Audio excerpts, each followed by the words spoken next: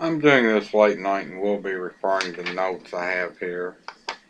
But I want to say rest in peace, Hoss Ellington. Now, some of the newer NASCAR fans may not know who Hoss Ellington was. He passed away just today, I believe. I'm actually making this very much toward the end of the day on the 31st, last day of May. But from 1968 to 70, Hoss was a driver with 4 top 10s running a limited schedule. He took the 71 season off. In 72, he come back as an owner.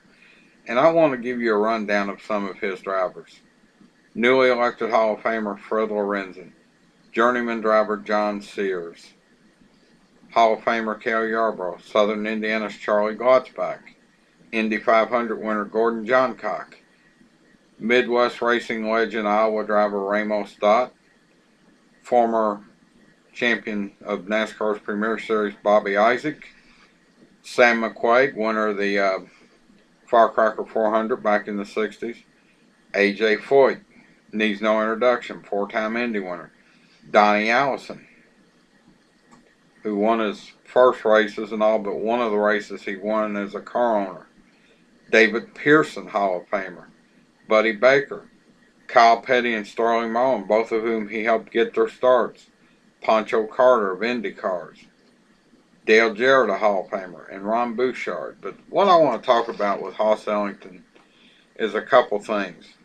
He had a reputation for trying to get stuff past the rules. One incident, and believe it or not, before fuel injection, you hear all the talk about restrictor plates at Daytona. But back in the 70s, before they downsized the engines to the current configuration of the 358 cubic inches, they run restrictor plates. He rigged up a deal. Watchback was driving at Charlotte, and they were paying $100 a lap to lead a lap, every lap you led. They did not figure the car would finish the race, so he rigged up a deal where he could bypass the restrictor plate. It was caught in practice. The car lost the pole, and so forth. And there were some other things. But Hoss Ellington's most famous race is a race he finished fourth. His driver Donnie Allison finished fourth. It's the 79 Daytona 500. It's all over YouTube. The crash on the last lap between Donnie Allison and Cale Yarborough. You can check it out on YouTube. And the infamous fight, Donnie Allison, the Hawaiian Tropic car, was driving for Hoss Ellington. But a little side note on that, the fight actually was not between Donnie Allison and Cale Yarborough. It was between Donnie's brother Bobby Allison, who had stopped, and Cale Yarborough. Bobby's famous quote, he kept running his nose into my fist, and that's my story, and I'm sticking to it. I always thought that was kind of funny. But that was the old school drivers. That was the old school ways. Hoss Ellington, car owner who had some Hall of Fame drivers, helped some young drivers, including Dale Jarrett, who's in the Hall of Fame, get their start.